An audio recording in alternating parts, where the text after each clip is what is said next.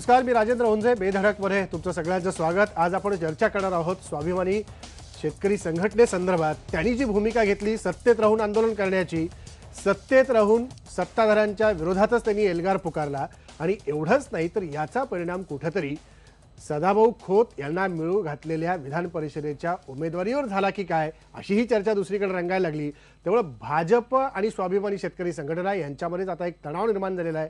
याच्याविषयी आपण चर्चा करणार आहोत आणि याच सगळ्या मुद्द्यावर बोलण्याकरता आपल्यासोबत मान्यवर पाहुणे असणार आहेत. आपल्यासोबत स्टुडिओमध्ये आहेत IBN लोकमतचे कार्यकारी संपादक महेश म्हात्रे सर, आपल्यासोबत रविकांत तुपकर आहेत, युवा स्वाभिमानी शेतकरी संघटनेचे प्रदेशाध्यक्ष आहेत औरंगाबादवरून, आपल्यासोबत भाजपचे नेते पाशा पटेल आहेत, आपल्यासोबत पंजाबराव पाटील आहेत, केंद्रीय अध्यक्ष बळीराजा शेतकरी संघटना, ज्यांनी स्वाभिमानीतनं उडी घेऊन ही संघटना स्थापन केलेली आहे. पंढरपुरात त्यांनी जोरदार या संदर्भातलं सभा घेतली होती, सगळ्या कार्यकर्त्यांना गोळा केलेलं होतं. आपल्यासोबत विधान परिषदेचे विरोधी पक्षनेते धनंजय मुंडे देखील आहेत. हेही या सगळ्या याच्यामध्ये स्वाभिमानीचं नेमकं कुठं चुकतंय या सगळ्या संदर्भात ते आपल्याला सांगतील. आणि या सगळ्या पाहुण्यांशी बोलण्या अगोदर स्वाभिमानी शेतकरी संघटनेचे प्रदेशाध्यक्ष सदाभाऊ खोत, रावसाहेब दानवे जे भाजपचे प्रदेशाध्यक्ष आहेत आणि माजी मुख्यमंत्री पृथ्वीराज चव्हाण यांनी स्वाभिमानीच्या एकूणच सगळ्या आजच्या परिस्थितीबद्दल, सदाभाऊ खोतांनी भाजपवर नाराजी व्यक्त केलेली आहे. आंदोलन केलं म्हणून तिकीट कापलं गेलं, नाराज व्यक्त करून ते म्हणाले की सरकारमधनं बाहेर पडायचं लागली वेळ आली तर आम्ही बाहेर पडू. तर रावसाहेब दानवे म्हणतायत की आंदोलन केलं म्हणून काही तिकीट कापलेलं नाही आणि पृथ्वीराज चव्हाण म्हणतायत आंदोलन म्हणजे राजू शेट्टींची ही सगळी नौटंकी आहे. काय म्हणतात तिघजण, एक नजर टाकूया आणि चर्चेला सुरुवात करूया.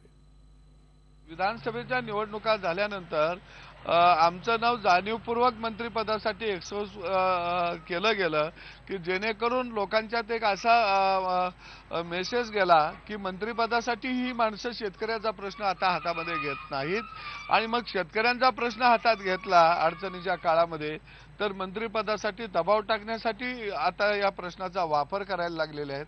अशा अपमान जनक आम्ही गेली 3-4 महिना झालं काढत आहोत आणि हा अपमान किती काळ सहन करायचा हा सुद्धा आमच्या समोरचा, कार्यकर्त्यांच्या समोरचा पडलेला मोठा प्रश्न आहे. जागा जेवढ्या होत्या तेवढ्या उमेदवारी आता जाहीर झालेल्या आहेत. त्यांचा विचार पक्ष नक्कीच करील, ते आमचे मित्र पक्ष आहेत. आंदोलन करत होते म्हणून त्यांना संधी नाही दिली असं नाहीये. आंदोलन तर आम्ही करतो, मग आम्हाला लोकांनी संधी दिली. आंदोलन केल्यानं काही संधी मिळत नाही असं नाही. आमच्यावर आंदोलनाचे केसेस, आम्ही आंदोलन केले, आम्हाला संधी मिळत, त्यांना सुद्धा संधी मिळेल. सगळे नाटक आहे. आज ते ज्या पक्षाच्या मदतीनं निवडून आलेले आहेत ते राजीनामा दिला पाहिजे आपल्या पदाचा. तर ते करू शकले, शेतले लोकांच्या हिताचं जर संरक्षण करू शकले नाही, नुसतं नाराजीचं नाटक करून काही उपयोग नाही. म्हणजे आता काहीतरी मंत्रिपद मिळायची वाट पाहतात का काय? आपण बघितलं परस्पर सगळ्या या भूमिका समोर येताना आपल्याला दिसत आहेत. मला रविकांत तुपकर, तुम्ही या संघटनेचे प्रतिनिधी म्हणून आता इथे आलेले आहात. सदाभाऊ खोतांना आम्ही विचारणा केली होती मात्र ते काही कामानिमित्त येऊ शकले नाहीत. ज्या प्रकारे आरोप आता स्वाभिमानीवरती होत आहेत की स्वाभिमानी शेतकरी संघटनेची कुठेतरी राजकीय गणितं चुकली, स्वाभिमानी शेतकरी संघटना ही भाजपसोबत जाऊन त्यांनी चूक केली आणि या सगळ्या पार्श्वभूमीवरती आता कुठेतरी स्वाभिमानी शेतकरी संघटना आपला विश्वास गमावून बसलेली आहे, काय म्हणा? मुळामध्ये स्वाभिमानी शेतकरी संघटना किंवा शेतकरी चळवळीतले आम्ही सगळे कार्यकर्ते हे आम्ही रस्त्यावरचे कार्यकर्ते आहे. आम्ही चळवळ ही राजकारणासाठी चालवत नाही. राजकारण हे आम्ही चळवळ वाढवण्यासाठी त्याचा उपयोग करत असतो आणि आमदारकी, खासदारकी किंवा मंत्रिपद मिळावी म्हणून याच्यासाठी अजिबात आम्ही आंदोलनं केलेली नाहीत. पृथ्वीराज चव्हाण साहेबांनी या ठिकाणी सांगितलं की राजू शेट्टींनी ज्याच्या पाठिंब्यावर निवडून आले त्यांनी राजीनामा दिला पाहिजे.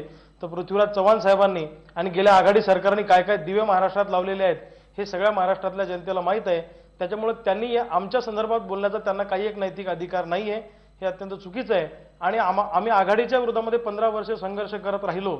आम्ही शेतकऱ्यांची मतं भारतीय जनता पार्टीच्या पारड्यात टाकली. लोकसभेतही आम्ही 42 खासदार निवडून देण्यामध्ये स्वाभिमानी शेतकरी संघटनेचा, शेतकऱ्यांचा मोठा वाटा या महाराष्ट्रामध्ये आहे. विधानसभेतही आम्ही भाजप शिवसेनेची युती तुटल्यानंतर सगळ्यात पहिले भाजपसोबत जाणारा आमचा पक्ष आहे.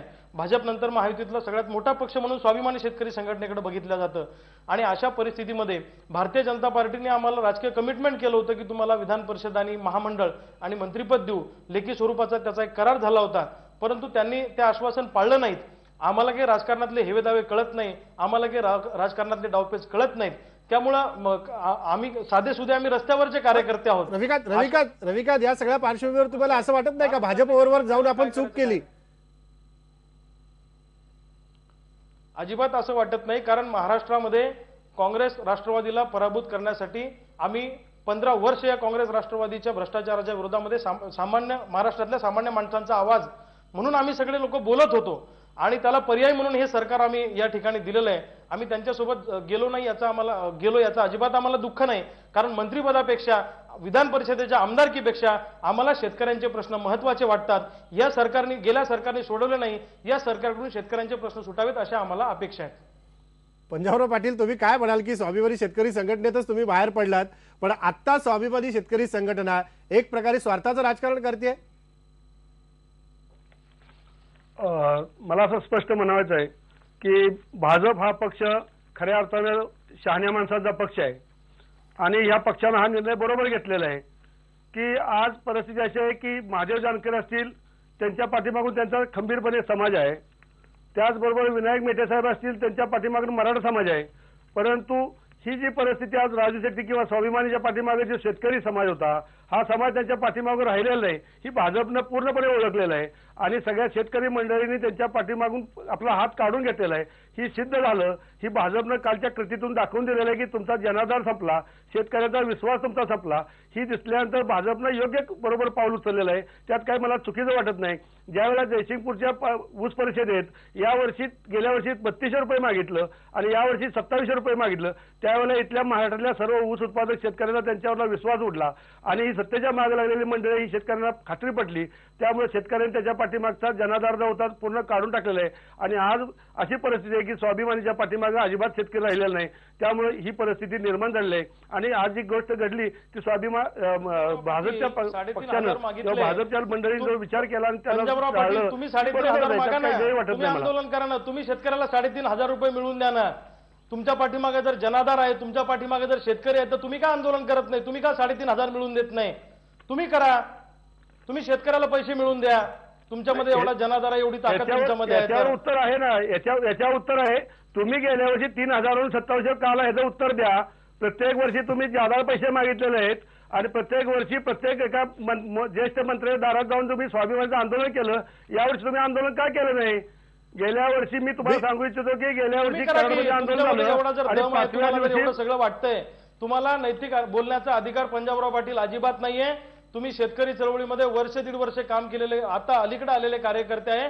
आम्ही आयुष्याचे 10-12 वर्ष अनेकांनी आयुष्याची जिंदगी चळवळीमध्ये घातलेली आहे आणि तुम्ही राजकीय स्वाभिमानी जास्त दिवस तुरुंगात राहिला एकही माणूस नाही. तुम्ही मंत्र्याच्या दारात जाऊन बसा, तुम्हाला वाटत असेल तर तुम्ही मुख्यमंत्र्याच्या दारात जाऊन बसा. एक मिनिट रविकांत पंजाबराव दोघांनी थांबवायचंय. एक मिनिट थांबा. महेश सर, ज्या प्रकारे या दोन स्वाभिमानीमध्ये लागलेली टसल आपण पाहतोय की ही कुठतरी सत्तेच्या जवळ जाऊन स्वार्थाचं राजकारण करण्याचा सगळा प्रकार आहे. नाही, कसं आहे, आपल्या भारतामधला शेतकरी जो आहे हा कायमच असंघटित राहिलेला आहे राजेंद्र. स्वातंत्र्यपूर्व काळापासून आपण जर बघितलं तर शेतकऱ्यांची संघटना बांधण्याचं की शेतकऱ्याला एकत्र आणून त्याचे प्रश्न सोडवण्यासाठी जे प्रयत्न व्हायला पाहिजे ते प्रयत्न आपल्याकडे झालेले नाहीत. त्यामुळे स्वातंत्र्यानंतरच्या काळात सुद्धा शेतकरी हा आंदोलनापुरता प्लॅटफॉर्मवर येतो. त्या आंदोलना निमित्ताने शेतकऱ्याचे प्रश्न चघळले जातात, चर्चिले जातात आणि नंतरच्या काळामध्ये जे आंदोलन करणारे जे नेते असतात ते मोठे होतात, ते समाजासमोर येतात, त्यांना मान मरातब मिळतो, त्यांना एक त्यांचं राजकीय अस्तित्व सिद्ध करता येतं. म्हणजे महेंद्र सिंग टिकेत यांच्यापासून तर आता आपण ज्या स्वाभिमानीचा मुद्दा इथे चर्चेला आलेला आहे यापर्यंत असा एक आपल्याला बघितल्यानंतर पट लक्षात येतो की या सगळ्यांच्या माध्यमातून शेतकऱ्याविषयीची जी तळमळ किंवा चीड आहे ती काही प्रमाणात लोकांसमोर येते, परंतु त्यात सातत्य राहत नाही. कुठलं तरी काही आमिष, काही पद किंवा काही महामंडळ त्या नेत्यांच्या समोर येतात आणि शेतकऱ्याचा प्रश्न मागे पडतो. आता सध्याची जी परिस्थिती आहे महाराष्ट्रातली, जर हे गेलं दशक जर आपण बघितलं राजेंद्र, हे गेलं दशक हे महाराष्ट्राच्या या स्वातंत्र्यानंतरच्या काळातलं सगळ्यात भीषण दशक म्हणता येईल. कारण सलग 2 वेळा मोठा दुष्काळ, गारपिटीने केलेलं महत्त्वाचं म्हणजे सगळ्या जे नगदी पिकाचं नुकसान मोठ्या प्रमाणात गारपिटीने एकदा नव्हे अनेकदा केलेलं, या सगळ्या पार्श्वभूमीवर शेतकरी ज्या पद्धतीने भरडला जातोय आणि शेतकरी समाज अनंत प्रश्नांनी व्यापलेला आहे, त्याच्या जगण्या मरण्याचा दररोजचा प्रश्न आहे. म्हणजे महाराष्ट्र हे असं राज्य आहे की जिथे 60,000हून अधिक शेतकऱ्यांनी आपली जीवनयात्रा शेतामध्ये संपवलेली आहे. विदर्भ आपलं नजीकचं राज्य आहे, राज्य नाही, नजीकचा प्रदेश आहे. राज्य ते व्हावं असा लोकांचा प्रयत्न आहे, म्हणून माझ्या तोंडून कदाचित निघाला असेल. तर या आपल्या भाईबंधांचा जो विचार ज्या प्रकारे व्हायला पाहिजे तो होत नाही. आणि मग सत्तेचं जिथे जिथे केंद्रीकरण आहे त्या सत्तेच्या केंद्रीकरणाभोवती हे शेतकऱ्यांचे नेते आपल्याला फिरताना दिसतात. सध्या सुद्धा तीच परिस्थिती झालेली आहे. त्यामुळे लोकांनी आता विचार करण्याची वेळ आलेली आहे की कोणावर किती विश्वास ठेवायचा, कुणावर किती विश्वास ठेवायचा, हाच खरा मुळात मुद्दा आहे. मला पाशा पाटील तुम्हाला हाच मुद्दा विचारायचा आहे की ज्या प्रकारे पंजाबराव पाटलांनी आरोप केला, दुसऱ्या बाजूला स्वाभिमानी शेतकरी संघटना म्हणते की नाही आम्ही सरकारपासून दूर जाणार नाही, पण या सगळ्यामध्ये असाही आरोप भाजपवरती होतोय की केवळ निवडणुकीमध्ये शेतकऱ्यांची मतं आपल्याकडे आणायची म्हणून भाजपने सोयीस्कररित्या स्वाभिमानी शेतकरी संघटनेचा वापर करून घेतला आणि आता त्यांचा विश्वासघात केला. नाही, विश्वासघात आता जेमतेम 2-3 महिने झाले. 2-3 महिन्यामध्ये विश्वासघात कसा होतो? आता महाराष्ट्रामध्ये जी सत्ता आलेली आहे किंवा केंद्रामध्ये जी सत्ता आलेली आहे ही आता बगर काँग्रेसी सरकार आहे. आणि काँग्रेस आणि राष्ट्रवादी काँग्रेस सोडून पहिल्यांदा भारतीय जनता पक्षाचं वर आणि खाली सरकार आहे. 2-4 महिने, 5 महिने, 6 महिने सरकार येऊन झालेलं आहे. एवढ्या लवकर विश्वासघात झाला असं म्हणणं काही योग्य होत नाही.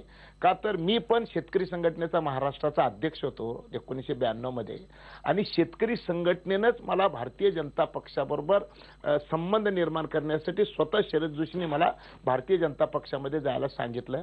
आज मी 14 वर्ष भाजप सोबत आहे. आता मला पहिल्यांदा आमदारकीची संधी मिळाली त्यावेळेस मी काही आंदोलन करत बसलो नाही. मी सभागृहामध्ये जे उत्पादन खर्च काढण्याची पद्धत चुकीची आहे हे मी जे शिकलो होतो शेतकरी संघटनेमध्ये ते मी सभागृहात मांडलो. आणि सभागृहात मांडल्यानंतर सभागृहातून प्रश्न मिटत नाही आणि मी आता लोकप्रतिनिधी आहे. आंदोलन कशासाठी करायचं की सरकारने माझं ऐकण्यासाठी. आणि मला जर सरकारमध्ये सरकारच्या कानात बोलायची संधी जर मला मिळाली तर मी माझ्या विद्वत्तेचा उपयोग करावा. मी माझ्या विद्वत्तेचा उपयोग केला, माझ्या अभ्यासाचा उपयोग केला.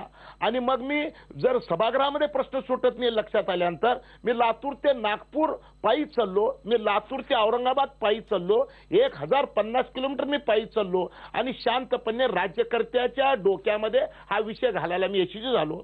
तुम्हाला माहितीसाठी सांगतो की आम्ही सगळ्यांनी आंदोलन केलेले आहेत. आम्ही सगळे एकाच मुशीतून तयार झालेले आहेत. आम्ही सगळे शरद जोशीच्या शाळेतून तयार झालेली माणसं आहेत. परंतु 1980 मध्ये शरद जोशींनी जे काही शब्द वापरले शत्रू पक्षाच्या समोर, सत्तेतल्या पक्षाच्या समोर, ते शब्द जर आम्ही वापरायला सुरुवात केलो तर त्याचा गैरफहमी होईल. म्हणून माझी एक विनंती अशी आहे की एवढ्या लवकर भारतीय जनता पक्षावर विश्वासघाताचा आरोप करण्यापेक्षा वर्षभर तरी त्यांना काम करायला संधी द्यावी. माझा विश्वास आहे की मी कास्ट ऑफ कल्टिव्हेशन म्हणजे उत्पादन खर्च काढण्याच्या पद्धतीच्या संदर्भामध्ये मला दिल्लीमध्ये सुद्धा तो मुद्दा ऐका पाशा पटेल, तो मुद्दा पूर्ण वेगळा आहे. उत्पादन खर्च काढायचा, इथे पक्षाचं काय उत्पादन तुम्ही काढणार आणि आमदार करणार हा मुद्दा आहे. कारण रविकांत तुपकर म्हणाले की भाजपने लिहून दिलेलं आहे. मी काय म्हणलेलो तुम्हाला एक मिनिट ऐकून घ्या. जर शेतकऱ्याचे प्रश्न सोडवायचे असतील तर जे 65 वर्षामध्ये सुटलं नाही ते 3 महिन्यामध्ये कसं सुटल हो? इकडे का भाजप विश्वासघात करतोय हे शब्द इकडे का माझं ऐकून घ्या. भाजप विश्वासघात करतोय कधी म्हणावं लागेल? 1-2 वर्ष गेल्यानंतर. अरे इन्नी मिन्नी 3.5 आता पक्ष सत्तेमध्ये पाशा पटेल त्या शेतकरी संघटनेच्या मुशीतनं तुम्ही तयार झालाय त्यामुळे भाषेवरती प्रभुत्व तुमचं निश्चित असणार आहे. पण जे कागदावर लिहून दिले त्याचं काय लिहून दिलंय कागदावर? रविकांत तुपकर सांगा तुम्ही काय लिहून दिलंय शेतकरी संघटनेला? हा सांगा रविकांत मला कळू द्या जरा काय लिहून शेतकरी संघटनेचा जागा वाटपाच्या वेळी जो करार झाला होता त्या कराराचं लेखी पत्र आताचे मुख्यमंत्री आणि तेव्हाचे भाजपचे प्रदेशाध्यक्ष देवेंद्र फडणवीस आणि आमचे स्वाभिमानीचे प्रदेशाध्यक्ष सदाभाऊ खोत यांच्या दोघांच्या सहीनेशी एक लेखी करार झाला होता. आणि त्या करारामध्ये स्वाभिमानी शेतकरी संघटनेला विधान परिषद, महामंडळ, मंत्रीपद आणि कुठल्या कुठल्या जागेवर काय काय ऍडजस्टमेंट केलेले त्या पद्धतीचे करार पत्र आमच्याकडे आहे. आम्ही ते केव्हाही दाखवू शकतो. आणि हे माननीय देवेंद्रजी फडणवीसांना माहित आहे. आणि कुठेही भाजपने विश्वासघात केल्याचं कालपर्यंत सुद्धा आजपर्यंत सुद्धा आम्ही म्हटलेलं नाही. म्हणजे मंत्रीपद मिळालं नाही म्हणून भाजपच्या विरोधात आम्ही जाणार नाही. आम्हाला शेतकऱ्यांचे प्रश्न महत्वाचे आहेत. शेतकऱ्यांचे प्रश्न जर सुटत नसतील तर मग भाजपच्याच का आम्ही कुणाच्या विरोधात जायला तयार आहे. म्हणून मंत्रीपद मिळालं नाही म्हणून आम्ही त्रागा अजिबात केलेलं नाही. आम्ही शांतपणे निमूटपणे हे सगळं बघतो आहे आणि महाराष्ट्रातले शेतकरी जनता त्याचा न्याय करेल. तुपकर सदाभाऊंनी काल केलं त्याला काय म्हणायचं? अशा पद्धतीने रविकांत, सदाभाऊनी जो इशारा दिला काल त्याला काय म्हणायचं? नाही, सदाभाऊनी इशारा दिला ते बरोबर आहे. फेब्रुवारी महिन्यामध्ये राज्य कार्यकारिणीची आमची बैठक होणार आहे. त्या बैठकीमध्ये सगळ्या आज सदाभाऊंना मंत्री कशासाठी करायचं? सदाभाऊंच्या व्यक्तिगत स्वार्थासाठी नाही करायचं हो. महाराष्ट्रातल्या शेतकऱ्यांचा चळवळीचा विचार करणारा माणूस त्या सभागृहामध्ये चांगल्या पद्धतीनं मंत्री म्हणून असला पाहिजे. आणि दर बुधवारी कॅबिनेटची बैठक होते. त्या मंत्रिमंडळाच्या बैठकीमध्ये शेतकऱ्यांचा एक प्रतिनिधी असला तर सोयीस्कर निर्णय घेता येतील. या हिशोबाने त्यांना त्या मंत्रिमंडळात स्थान असावं अशी महाराष्ट्रातल्या शेतकऱ्यांची अपेक्षा आहे. बघा भाजप पटेल एवढं विश्वासाने म्हणतायत, एवढं विश्वासाने भाजपबरोबर अजूनही ते आहेत. त्या संदर्भातला सविस्तर निर्णय घेणार आहोत. बरोबर आहे. ऐकून घ्या आता की त्यांचा जो विश्वास आहे भारतीय जनता पक्षावर ते पूर्ण होणार आहे. आता चार जागा रिकामी झाल्या, त्यापैकी एक फक्त भाजपला मिळाली, बाकी सगळे 3 मित्र पक्षाला गेले. आता 2 मित्र पक्ष शिल्लक राहिलेले आहेत. 2 वर्षानंतर विधान परिषद येतीच ना, त्यावेळेस त्यांच्यामध्ये नक्की त्यांचा विचार होईल. मंत्रीपद पण मिळेल. अजून महामंडळ अजून कुठलंही जाहीर झालेलं नाही महाराष्ट्रामध्ये. त्याच्यामुळं महामंडळ पण मिळतील आणि त्यांच्याबरोबर जे लेखी करार झालेले आहे त्याच्यामधला कुठलाही करार मोडला जाणार नाही. माझे भारतीय जनता पक्षाचे प्रदेशाचे अध्यक्ष आहेत रावसाहेब दानवे पाटील साहेब, त्यांच्याबरोबर मी आत्ताच बोललो की बाबा मला असं चॅनलवर जायचं. त्यांनी म्हणले आपण कुठल्याही मित्र पक्षाचा विश्वासघात केलेला नाही, करणार नाही. जागा कमी होत्या आणि म्हणून बघा आमची इमानदारी बघा. भारतीय जनता पक्षानं फक्त 4 पैकी 1 जागा स्वतःकडे घेतली आणि 3 मित्र पक्षाला दिलेले. आता 2 शिल्लक राहिलेत, पुढच्या वेळेस त्यांना दिलं जाणार आहे. आम्ही मागितलो असतो ना, आम्ही मागितलं नाही. आणि म्हणलं आमच्या मित्रांचं या मुद्द्यावर पाशाबाई या मुद्द्यावर बोलूया. आम्हाला धनंजय मुंडेला चर्चेत आल्याचं. धनंजय मुंडे, तुम्ही शांतपणे ऐकताय. एकेकाळी या पक्षाचा देखील अनुभव तुम्ही घेतलेला आहे आणि गेल्या सरकारमध्ये असताना या स्वाभिमानी शेतकरी संघटनेचं आंदोलन पाहिलं. आता तुम्ही विरोधी पक्षनेते म्हणून हे सगळं समोर पाहताय.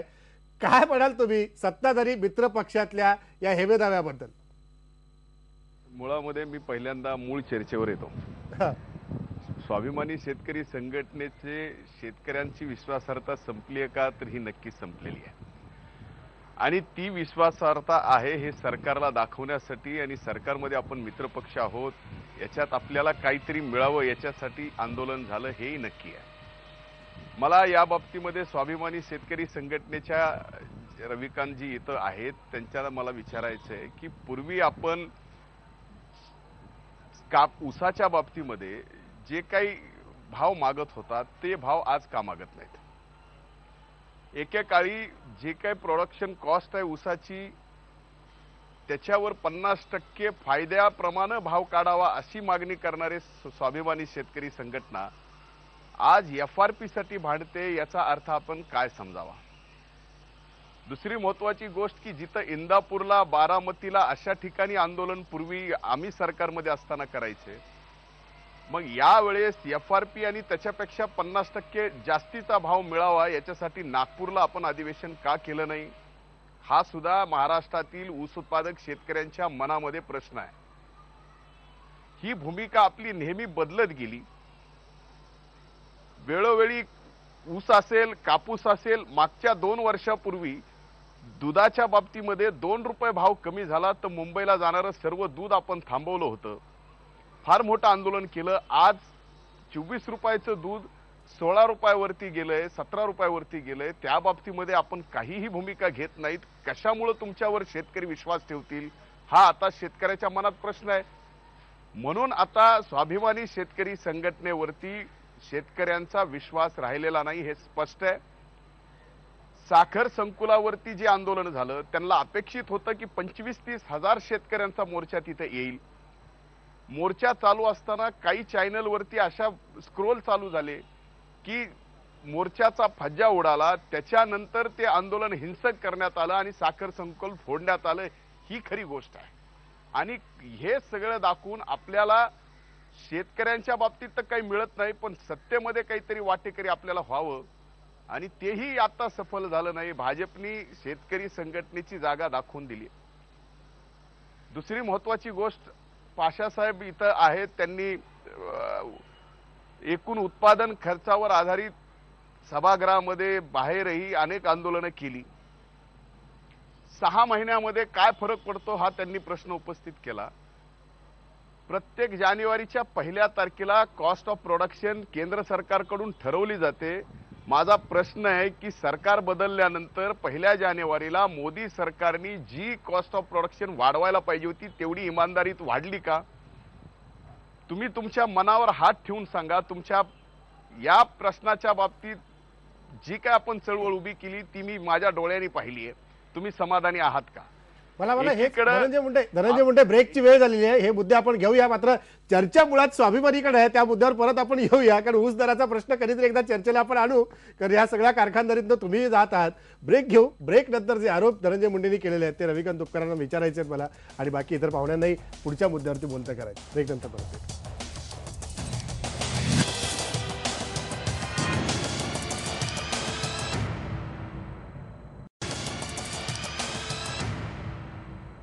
ब्रेकनंतर पुन्हा एकदा स्वागत.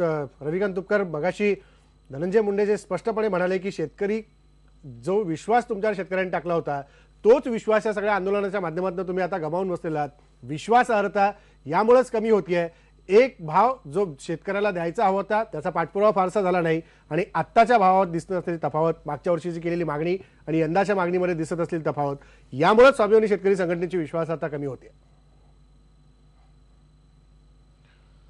धनंजय मुंडे साहेबांच्या मी सगळ्या प्रश्नांची उत्तरं देणार आहे.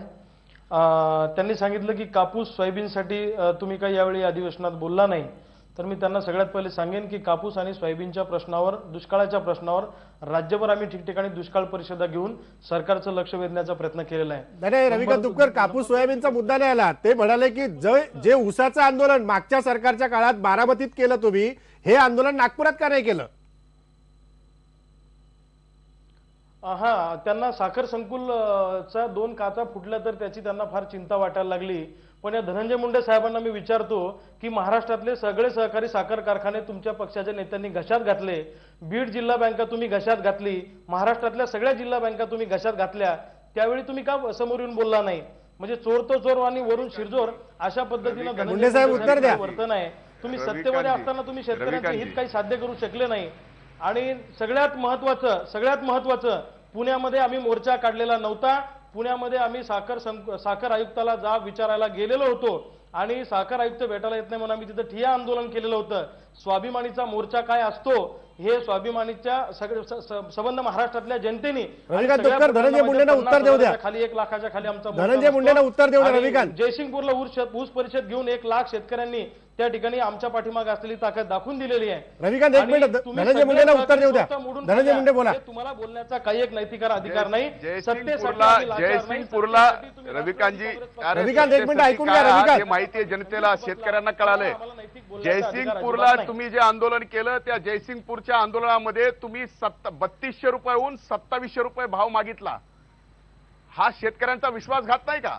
अहो, मग तुम्ही ज्या शेतकऱ्याच्यावर राजकारण करताय, रविकांतजी, तुम्ही बोलत असताना मी बोललेलो नाही.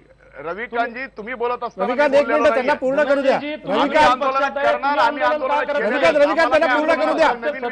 तुम्ही शेतकऱ्यांचं हित बघितलं नाही, शेतकऱ्यांचं दुर्लक्ष केलं, आणि मात्र रविकांत एक मिनिट, रविकांत तुम्ही बोलत असताना मी बोललेलो नाही. रविकांत तुपकर एक मिनिट, त्यांना उत्तर पूर्ण करू द्या. रविकांत तुपकर एक मिनिट ऐका. रविकांतजी, तुम्ही बोलत असताना मी बोललेलो नाहीये. मी तुम्हाला एवढं स्पष्ट सांगतो, मला या ठिकाणी बोलायचा अधिकार आहे. बोला, धनंजय मुंडे बोला तुम्ही. की ज्या वेळेस ऊस उत्पादक शेतकरी अडचणीत आला त्यावेळेस आदरणीय पवार साहेबांनी पुढे येऊन मदत केली. हे विसरून जमणार नाही. मागच्या वेळेस FRP मॅच होत नव्हती. कृषी मंत्री पवार साहेब होते, त्यांनी शुगर डेव्हलपमेंट फंडातून 330 रुपये प्रति क्विंटल भाव देण्याचा, FRP मॅच करण्याच्या संबंधी निर्णय घेतला. तुम्ही आंदोलनं ज्या वेळेस केली त्या आंदोलनं करायच्या अगोदर पवार साहेबांनी या बाबतीत निर्णय घेतलेले आहेत. हे विसरून जमणार नाही. प्रत्येक वेळेस तुम्ही आघाडी सरकारला दोष देणार. अरे, तुम्ही शेतकऱ्याच्या जीवावर राजकारण केली, आणि राजकारण करत असताना तिकीट कुणाला दिली त्या कारखानदारीच्या बाबतीमध्ये बोलता. विधानसभेच्या निवडणुकीमध्ये तुम्ही संजय मामा शिंदेला करमाळ्यामध्ये तिकीट दिलं. ज्या लोकसभेच्या निवडणुकीत सदाभाऊ खोत उभा होते त्या करमाळ्यातल्या शेतकरी संघटनेच्या कार्यकर्त्यांनी 70 लाख रुपये जमा करून तुमच्या निवडणुकीमध्ये दिले आणि तिथल्या तुमच्या शेतकरी संघटनेच्या माणसाला तिकीट द्यायच्या ऐवजी संजय मामा शिंदे कारखानदारीला तिकीट दिलं, परिचारकांना तिकीट दिलं आणि तुम्ही आम्हाला कारखानदारीच्या बाबतीमध्ये सांगताय. अरे या बाबतीतलं असं राजकारण बंद करा. आता हे भाजपला सुद्धा कळालंय. याचा तो आमच्या पक्षाचा आणि अंतर्गत म्हणूनच प्रश्न तुम्हाला आहे. भाजपने या तुम्ही ठिकाणी आमच्या पक्षाचे आमदारकी सुद्धा धनंजयजी दिलेली प्रवक्ते नाहीये. नाही आहात. तुम्ही तुम्ही आमच्या पक्षाचे अरे प्रवक्ते मी नाही आहात. प्रवक्ता आमच्या नाही आणि मला पक्षाचे तुमच्या तिकीट पक्षाचा पुरवण्याचा प्रवक्ता आमचा व्हायचंय अधिकार आहे. नाहीये. तुमच्या पक्षाचे तिकीट पुरवण्याचा तुमच्यासारखे जे तुमचा अधिकार आहे. शेतकऱ्यांना फसवणारे याचं लोक उत्तर आहेत, देत नाही. तुम्ही या सत्तेसाठी सामान्य पार्टी बदलली, शेतकऱ्यांनी सत्तेसाठी आपल्या पक्ष बदलला उत्पादनातून आणि तुम्हाला पैसे सगळ्या दिले निवडणूक महाराष्ट्रातल्या लढवायला. जनतेने बघितलंय हे बीड जिल्हा विसरून सहकारी जमणार बँकेत नाही. आपण काय काय केलंय. अरे ते विषय तुम्ही बीड जिल्हा तुम्ही असं सहकारी नाटकावरून बँकेच्या बोलताय. तुम्हाला बाबतीत काय जे अधिकारच बोलताय, नाही हो बोलायचा. तुमचं करा की सरकार आंदोलन, आहे. करा तुम्ही त्या शेतकऱ्यासाठी. मागा सरकारचा भाऊ तुम्ही वाटेकरी आता. आहेत. हिंमत आहे तर बीड जिल्हा बँकेच्या बाबतीमध्ये चौकशी करा आणि जे दोषी असतील त्याच्यावर कारवाई करा. तो हे विषय असलं घेऊ. भिवगाचं धनंजय बंद मुंडे करा. बीड जिल्हा बँकेचा विषय नंतर घेऊ. एक मिनिट रविकांतजी इथे आपली चर्चा ज्या विषयावर चाललेली आहे त्या विषयावर तुम्ही बोला. तुम्हाला इथे व्यक्तिगत असे आरोप करण्यासाठी हे प्लॅटफॉर्म नाहीये. इथे आपण शेतकऱ्याच्या विषयावर चर्चा करण्यासाठी जमलेलो आहोत आणि तिथे जर तुम्हाला मुद्द्याला धरून बोलता येत नसेल तर कृपा करून तुम्ही शांत राहा. धनंजय मुंडे हे जबाबदार लोकप्रतिनिधी आहेत. नाही ते त्यांच्या शेतकऱ्यासाठी रस्त्यावर या आणि तुम्ही 50,000चा लाखाचा मोर्चा अरे हो अरे तुम्ही जरा दम तर धरा ना. अरे जरा रविकांतजी जरा पागात आणा तुमच्या. तुम्ही किती धावता आहात. तुमच्या पागा आता भाजपच्या हातात गेलेल्या आहेत म्हणून तर शांत व्हा. धनंजय मुंडे हे त्यांच्या विषयावर बोलतायत, त्यांना त्या विषयावर उत्तर देऊ द्या आणि इथे तुम्ही व्यक्तिगत विषयावर बोलण्याचा काही अधिकार नाहीये. त्यांच्या बँकेचा इथे मुद्दा घ्यायचा काही गरज नाहीये. आपण इथे शेतकऱ्याच्या मुद्द्यावर चर्चा करण्यासाठी आलेलो आहोत. कृपा करून तुम्ही मुद्दा सोडून चर्चा करू नका. बोलू द्या. मला आता या जे मुद्दे समोर आले याच्या मला पाशा पाटील तुम्हाला या चर्चेत आणायचे की ज्या सगळ्या पार्श्वभूमीवरती आता शेतकरी संघटनेचे सगळे मुद्दे समोर येत आहेत. तुम्ही एकेकाळी या सगळ्या आंदोलनात गेलेला आहात, प्रत्येक गोष्ट केलेली आहे, पण आता या शेतकरी संघटनेने वारंवार सरकारवरती काहीतरी आंदोलनाचे मुद्दे उपस्थित करून सरकारवर चिखलफेक करू नये म्हणून आता पुढचं पाऊल काय असणार आहे सरकारचं? कारण ज्या प्रकारे शेतकरी संघटना प्रत्येक निवडणुकीत लोकसभेपासून विधानसभेपर्यंत तुमच्या सोबत होती, जागा वाटपामध्ये देखील तुम्ही काही जागा वाटून घेतलेल्या होत्या, मग आता केवळ एका MLC वरनं विधान परिषदेच्या जागेवरनं हे सगळं आता राजकारण समोर उभं राहत आहे. स्वाभिमानी शेतकरी संघटनेनं अशा पद्धतीची काही भूमिका घेऊ नये. त्यांना न्याय मिळणार ही काळ्या दगडावरची पांढरी रेघ आहे. त्याच्यामुळे आता तर सुरुवात झालेली आहे. पहिलीच MLCची ही निवडणूक होती विधान परिषदेची. अजून ह्याच्यानंतर 2 निवडणुका होणार आहेत. राज्यपालाच्या नियुक्त्यावरचे सुद्धा अजून सदस्य घेतले जाणार आहेत. खूप मोठा पल्ला गाठायचा आहे आणि कसं असतंय की भारतीय जनता पक्षाला सगळ्या मित्र पक्षांना जर सामावून घ्यायचं असेल तर मी तुम्हाला परत रिपीट करतो की 4 जागेपैकी 3 जागा मित्र पक्षांना दिलेत. आता हे स्वाभिमानी शेतकरी संघटना आमचा मित्रपक्ष आहे, चांगले कार्यकर्ते आहेत, एका प्रश्नासाठी लढतात, त्याच्यामुळे त्यांना न्याय दिलाच पाहिजे आणि त्याला न्याय दिलं जाणार आहे. फक्त त्यांनी एक गोष्ट केली पाहिजे की शिजोकना थांबलं तर म्हणून ते न्यूजोकना थांबलं नव्हतं म्हण अशी एक मराठीमध्ये कहावत आमच्याकडे म्हण आहे. त्याच्यामुळे त्यांनी आता न्यूजोकना शांत थांबावं. त्यांचा पाशाबाई मला एक छोटा प्रश्न आपल्याला विचारायचा वाटतो पाशाबाई की आता तुम्ही शेतकरी चळवळीतलं तुमचं योगदान संपूर्ण महाराष्ट्र जाणतो. त्यानंतरच्या काळामध्ये आपण गोपीनाथजी मुंडेंच्या बरोबर आपण भाजपमध्ये गेल्यानंतर तुम्ही केलेल्या शेतकऱ्यांच्या आंदोलनाची सध्या संपूर्ण महाराष्ट्राला माहिती आहे. आता तुम्ही शेतकऱ्यांचा कैवार इतकी वर्ष घेतलेला आहे तर स्वाभिमानीला त्यांच्या जागा किंवा न्याय अधिकार त्यांचे मिळावे यासाठी तुम्ही तुमच्या पक्षातलं वजन वापरणार आहात का? नाही माझा पक्षच त्यांना न्याय देणार आहे. तुम्ही तुमची भूमिका तुमची मी माझी भूमिका सांगतो की मला न मिळालं तर चालेल परंतु या माझ्या सहकार्यांना मिळणं गरजेचं आहे. का तर आम्ही एकदा आमदारकी बघितली, त्या आमदारकीतून आम्ही मुशीतून आलेला शेतकरी आंदोलनातून आलेला कार्यकर्ता काय करू शकतो हे 6 वर्ष मी सभागृहामध्ये दाखवलेलं आहे. आणि म्हणून हे नवीन जे पोरं आहेत आमचे म्हणजे आता राजू शेट्टींना तर आम्ही लोकसभेमध्ये पाठवलंय. आता राजू शेट्टी आता डायरेक्ट पंतप्रधानाच्या कानामध्ये बोलू शकतात. प्रत्येक मंत्र्याच्या कानामध्ये बोलू शकतात. माझी राजू शेट्टींना आणि सदा खोतना एक विनंती आहे की तुम्ही आता सत्तेमध्ये आहे, सत्तेमध्ये आल्यानंतर काय केलं पाहिजे. तर सत्ता आपली आहे, आपण त्याच्यामध्ये खुर्चीवर आहोत का नाही हा विषय वेगळा, पण डायरेक्ट आता शेतकऱ्याला जाण्यापेक्षा राजू शेट्टींना पंतप्रधानाच्या नरेंद्रभाई मोदीच्या कानामध्ये बोलता येऊ शकते, आपण कृषी मंत्र्याच्या कानामध्ये बोलता येऊ शकते, सभागृहामध्ये बोलता येऊ शकते. पाशाबाई मित्रांना तुम्ही कान भरण्याचे मंत्र देताय की काय? मित्रांना कान फुंकण्याची की कान भरण्याचे मंत्र देताय? नाही नाही नाही नाही नाही नाही, मी काय सांगतो ऐकून घ्या की आपण आता शेतकऱ्याचे प्रश्न सोडून घेण्यासाठी दोन गोष्टी आहेत. एक तर आंदोलन करून आता आपण एवढे मोठे झालोत की आता सत्तेमध्ये आलोत, तर आता सत्तेमध्ये काय केलं पाहिजे, तर आपण सत्तेमधल्या आपल्या मित्रांना सांगून शेतकऱ्याचे प्रश्न कसे सोडवता येतील त्याच्यावर भर दिला पाहिजे. आता रस्त्यावर येऊन सगळे प्रश्न सुटतील असं मला वाटत नाही. रस्त्यावर आल्याशिवाय पर्याय नाही, पण सगळे प्रश्न रस्त्यावर बसूनच सुटत नाहीत. मी तुम्हाला पाशाबाई तुम्हाला थोडं थांबा दो. सदाभाऊ खोत आपल्याबरोबर आहेत फोन लाईन वरती. ते कार्यक्रम बघून स्वतःहून त्यांनी फोन केलाय, त्यांना बोलायचं आहे. सदाभाऊ बोला, तुमचं काय म्हणणं आहे? नाही, बघाच्यानं मी सगळा कार्यक्रम पाहिला की याच्यामध्ये स्वाभिमानी शेतकरी संघटनेनं ऊसाचं आंदोलन या वर्षी आम्ही जे उशिरा का केलं तर ते आमदार आणि मंत्रिपदासाठी होतं का याच्या भोवतानं सगळं फिरायला लागलेलं आहे. मी मुंडे साहेबांना सांगेन की आम्ही 27 वर्ष झालं चळवळीमध्ये काम करत आहोत. आम्हाला कधी आमदारकीसाठी आणि मंत्रिपदासाठी कधी पक्ष बदलायला लागला नाही. आम्हाला कधी चळवळ सोडावी असं वाटलं नाही. मुळामध्ये जे गेल्या वर्षीच्या आंदोलनामध्ये आमची सरकारकडे साधी मागणी होती की तुम्ही आम्हाला परचेस टॅक्स माफ करा, मळीवरचं निर्बंध उठवा आणि कारखानदारीला पॅकेज द्या.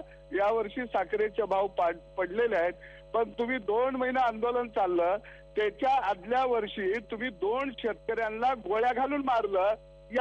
या वर्षी आंदोलन उशिरा का चालू झालं, तर सरकारनं पहिल्यांदा आमच्या बरोबर बोलणी केली, परचेस टॅक्स माफ केला, मळीवरचं निर्बंध उठवलं, शेतकऱ्यांच्या वरचा गुन्हे मागे घेतले, ऊस दर नेमक मंडळाची स्थापना केली आणि पॅकेज मागायला केंद्र सरकारनं सर्वपक्षीय शिष्टमंडळ नेण्याचं ठरलं.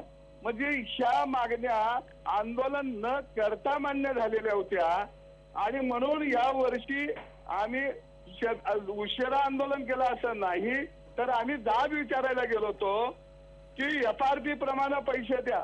तुम्ही जे म्हणता FRP का मागायला लागला, तर FRP या वर्षी 2500, 2600, 2700 रुपये आहे. जर जी FRP 1500, 1600 असायची ती FRP वाढलेली आहे आणि कायद्याप्रमाणे पहिलं पैसे आम्हाला द्या आणि नंतर ऊस दर नियामक आयोगाच्या नियमानुसार जे पैसे असतील ते आम्हाला मिळतील. पण तुम्ही काय करायला लागला की आम्हाला आमदारकी मिळालेली नाही म्हणून हे रुसलेलं आहे. आणि आमदारक्या मिळवायच्या असत्या तर आम्ही अनेक पक्षांतरं केली असती. या राज्यातले 40 सहकारी साखर कारखाने कुणाच्या घशात गेले, त्यावेळी शेतकरी का दिसला नाही तुम्हाला? शेतकऱ्याच्या मालकीचे कारखाने. सदाभाऊ धनंजय मुंडेंना उत्तर द्यायचं आहे. 1 मिनिट धनंजय मुंडे द्या उत्तर. मुळामध्ये सदाभाऊ खोत जे या ठिकाणी बोलतायत हा विषय दुसऱ्यांदा आम्ही दोघं एकत्र अशा चर्चेत आलो. यापूर्वी ज्यावेळेस साखर संकुलनाचं आंदोलन झालं होतं त्या दिवशी आम्ही दोघं एकत्र आलो. तेच विषय कारखान्याचा ते काढतायत. या महाराष्ट्रात जेवढी सहकार कारखानदारी टिकू नये तेवढी देशात कुठेही नाही भाऊ, एवढं लक्षात घ्या आपण. आणि दुसरी महत्वाची गोष्ट पवार साहेबांनी एक मिनिट भाऊ, तुम्ही बोलत असताना मी बोललो नाही सदाभाऊ, तुम्ही बोलत असताना मी एक शब्द सुद्धा बोललेलो नाही.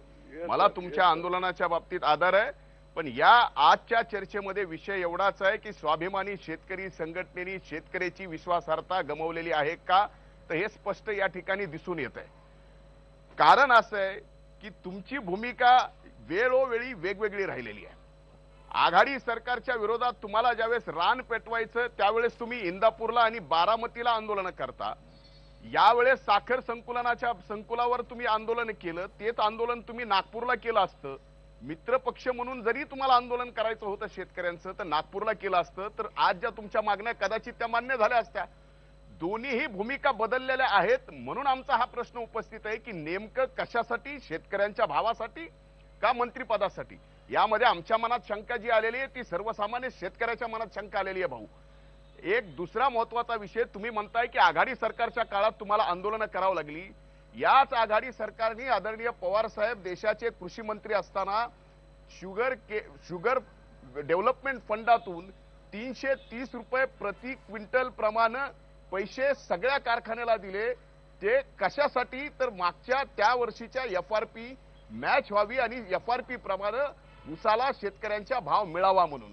त्याच्यानंतर जे एक्साईज या ठिकाणी कारखाने केंद्र सरकारकडे भरत होते, जेवढं एक्साईज भरत होते तेवढं एक्साईजच्या बाबतीतलं कर्ज बगर व्याजी 10 वर्षासाठी या ठिकाणी केंद्र सरकारने निर्णय घेतला. रॉ शुगरच्या बाबतीमध्ये त्यावेळेस भाव साखरेचे पूर्ण पडले होते. रॉ शुगरच्या बाबतीमध्ये केंद्र सरकार धनंजय मुंडे मूळ मुद्द्यावर येऊया आपण. एक मिनिट मला संपू नाही, मूळ मुद्द्यावर येऊया. मूळ मुद्द्यावरच येतो ना. त्यांनी जे म्हणतायत की आघाडी सरकारमध्ये काय केलं नाही काय नाही विषय केला. ज्या वेळेस रॉ शुगर या ठिकाणी एक्सपोर्ट करण्याच्या बाबतीत निर्णय झाला त्याचा फायदा झाला नाही त्यावर्षी ऊस उत्पादक शेतकऱ्यांना. त्यावेळेस 200-300 रुपये भाव जास्तीचा देण्याचा त्याच्यामुळे प्रयत्न झाला. त्याला इन्सेंटिव्ह देण्याचं काम केंद्र सरकारने केलं. ह्या सगळ्या गोष्टी केलेल्या सदाभाऊ आपण आपल्यासारख्या आंदोलनकर्त्यांनी या गोष्टीचं स्वागत करायला पाहिजे. ज्या गोष्टी फक्त आत्ताच्या सरकारने तुम्हाला आमदारकी दिली का नाही दिली, काय द्यायचं ठरलं होतं, आम्हाला काही घेणं देणं नाही त्याच्याशी. पण आमचं म्हणणं एवढंच आहे की चर्चा केली. भाजपच्या सरकारने तुमच्यासोबत चर्चा केली याचा आनंद आहे. पण मागच्या सरकारने एवढ्या सगळ्या गोष्टी केल्या त्याचा एक क्षणभर सुद्धा तुम्हाला आनंद होत नाही. या गोष्टीचं आम्हालाही वाईट वाटतं. ज्या गोष्टी ज्या काळात चांगल्या झाल्या त्या काळात तुम्ही स्वीकारायला पाहिजेत की चांगल्या झाल्यात म्हणून. सदाभाऊ, मला ब्रेक घ्यायचा, तुम्हाला उत्तर द्यायला देणार आहे. ब्रेक घ्यायचा, ब्रेकची वेळ झाली आहे. ब्रेक नंतर सदाभाऊ खोतांचं आपल्याला उत्तर घ्यायचं आहे की आता ज्या प्रकारे भाजप बरोबर जाणं हे स्वाभिमानी शेतकरी संघटनेने चूक केली का? कारण ज्या विधानावरून इशारा त्यांनी दिलेला होता की आमची सगळी बोलणी झाली, वाटाघाटी झाली, मात्र भाजपने शब्द पाळला नाही का, हे सदाभाऊ खोतांना विचारायचं. ब्रेक नंतर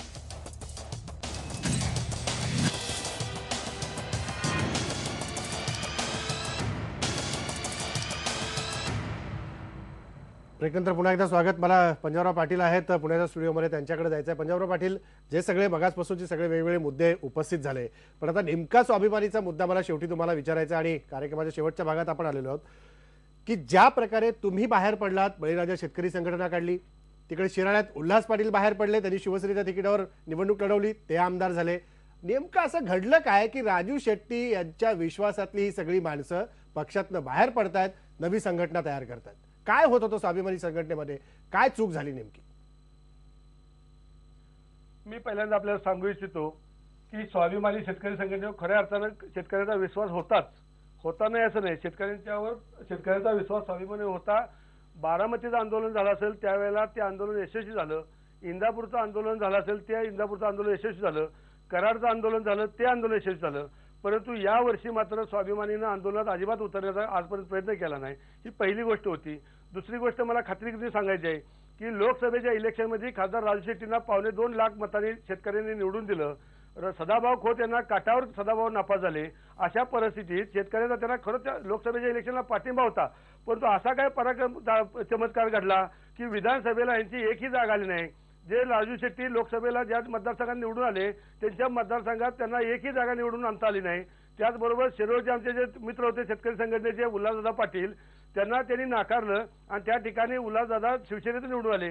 परंतु स्वाभिमानीचा बालेकिल्ला असणारा शिरोळ मतदारसंघ हा सुद्धा राजू शेट्टींना राखता आला नाही किंवा स्वाभिमानीला ठेवता आला नाही. याच्या पाठीमागचं एकच कारण आहे की ज्या कारखानदारांच्या विरोधात स्वाभिमानी शेतकरी संघटना गेल्या 4-5 वर्षात लढत होती, ज्या कारखानदारांनी ज्या स्वाभिमानीच्या कार्यकर्त्यांच्या मारहाण केली, गुंडांच्या मार्फत मारहाण केली, ज्या कारखानदारांनी स्वाभिमानीच्या कार्यकर्त्यांच्यावर गुन्हे दाखल केले, अशा कारखानदारांना स्वाभिमानीने उमेदवार दिली आणि नको त्या माणसांना उमेदवार देण्यामुळे स्वाभिमानीचा एकही आमदार निवडणुकीत निवडून आला नाही. याच्या पाठीमागचं आत्मपरीक्षण स्वाभिमानी शेतकरी संघटनेचं गरजेचं होतं. स्वाभिमानीच्या नेत्यांनी ते आत्मपरीक्षण करायला गरज होती. परंतु त्यांनी त्याच्यावर दुर्लक्ष केलं आणि फक्त सत्तेचा एक त्यांनी पायवाट धरलेले की कसंही करून आपण सत्तेत जायचं.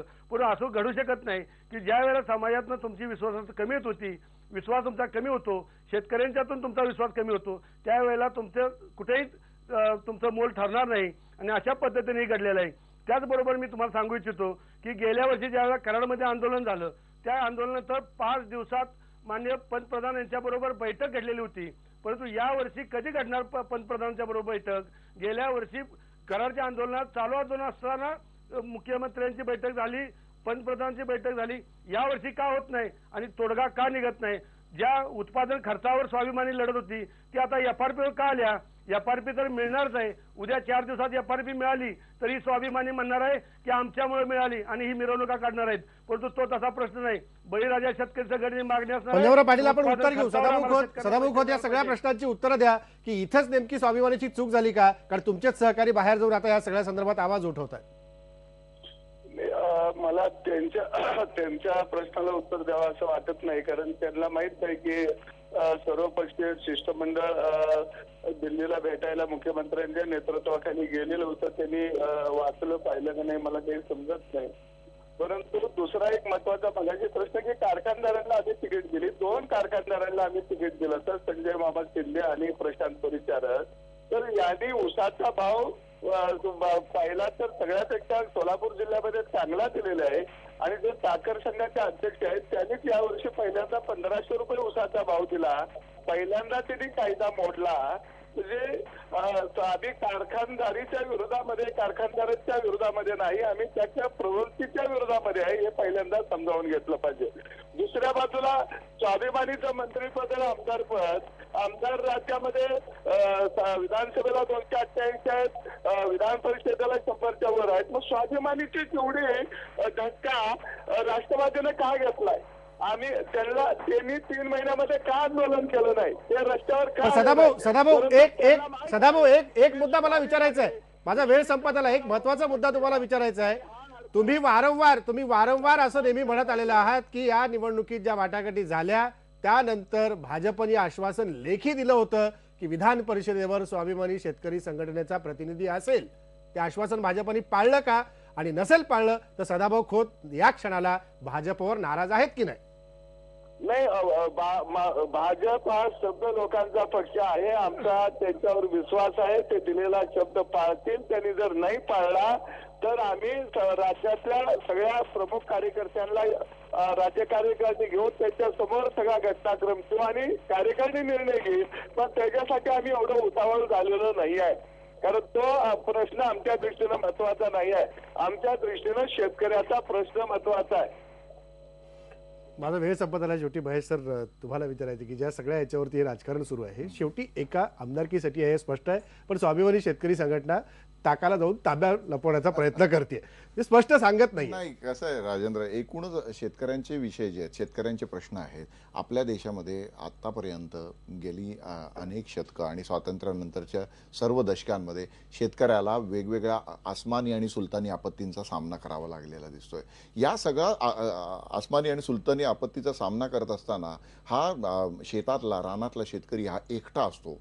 त्याच्या अवतीभोवती जी संकट येतात त्या संकटांमध्ये तो तावून सुलाखून दर हंगामाला, दर मोसमाला तो तावून सुलाखून बाहेर निघतो. परंतु तरीही तो त्या म्हणजे बळीराजा, ज्या कथेमध्ये सांगितलेलं आहे की बळीराजा वामनाच्या पायाखाली दाबला गेला, परंतु आताची परिस्थिती आहे की आताचा आमच्या काळातला हा जो बळीराजा आहे हा दरवर्षी दर हंगामाला कर्जाच्या ओझ्याखाली दबला जातो. तो कर्जाच्या ओझ्याखाली दबला तरी पण कर्जाचा भुजंग त्याच्या विधवा माऊलीचा आणि त्याच्या कच्च्या बच्चांचा पिच्छा सोडत नाही. आणि या सगळ्या याच्यामध्ये मला इथे राजेंद्र एक गोष्ट आवर्जून सांगावीशी वाटते की कार्ल मार्क्स यांनी एका ठिकाणी लिहिलेलं आहे की शेतकऱ्यांचा संघ जो असतो तो शेतकऱ्यांचा संघ कायम कसा असतो तर तो शेतकऱ्यांची संघटना किंवा शेतकऱ्यांचा संघ हा बटाट्याच्या पोत्यासारखा असतो आणि बटाट्याच्या पोत्यामधला प्रत्येक बटाटा हा आपला स्वतःचा अस्तित्व वेगळा राखण्याचा प्रयत्न करत असतो. त्यामुळे ही जी संघटना असते ती कधीच एकजीव होत नाही. आता आपल्या समोर जेवढे मान्यवर बोलले, पाशाभाई बोलले किंवा सदाभाऊ बोलले, या सगळ्यांच्या वक्तव्यांमधून, इवन मुंडे साहेब, या सगळ्यांच्या वक्तव्यांमधून सातत्याने आपल्याला शेतकऱ्याची कळकळ दिसते. परंतु हे सगळेजण वेगळ्या दिशेने बघणारे लोक आहेत. त्यामुळे शेतकऱ्याच्या ज्या समस्या आहेत, शेतकऱ्याचे जे मुद्दे आहेत ते कुठेतरी सत्ता कारणाभोवती गुरफटत किंवा फरफटत राहिलेले दिसतात आणि त्यामुळे महाराष्ट्रातल्या शेतकऱ्याच्या जर समस्या सोडवायच्या असतील तर या सगळ्या नेत्यांनी एकसंघ झालं पाहिजे, तरच शेतकऱ्याला कोणीतरी खरा वाली मिळेल, खरं शेतकऱ्याला आवाज मिळेल असं मला वाटतं. अगदी खरं आहे की धन्यवाद सगळ्या पाहुण्यांचे. या सगळ्या संदर्भात आपापली मतं तुम्ही स्पष्टपणे मांडलीत त्याबद्दल. पण स्वाभिमानी शेतकरी संघटनेने आता खरं आत्मपरीक्षण करण्याची वेळ आलेली आहे. एका वेळेला आंदोलन करून शेतकऱ्यांचा पूर्णपणे आधार आणि पाठिंबा मिळवणाऱ्या स्वाभिमानी शेतकरी संघटनेला आज अचानक असं एकाकी पडल्याचं का वाटू लागलेलं आहे आणि आरोप त्यांच्यावरती आता असे का होत आहेत की विश्वासार्हता स्वाभिमानी शेतकरी संघटनेने गमावली आहे. हीच वेळ आहे चिंतन करण्याची आणि चिंता करण्याची देखील. इथंच थांबू. पहा बघताय दिनलोक.